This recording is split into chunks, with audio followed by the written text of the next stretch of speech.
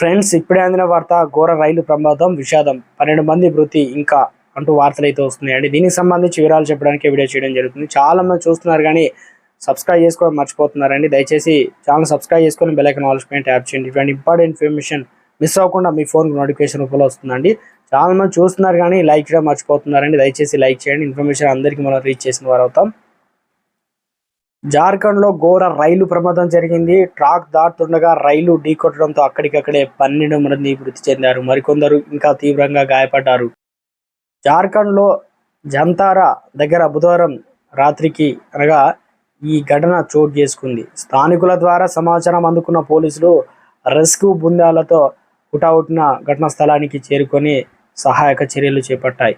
క్షతగాత్రులను చికిత్స నిమిత్తం ఆసుపత్రికి తరలించారు.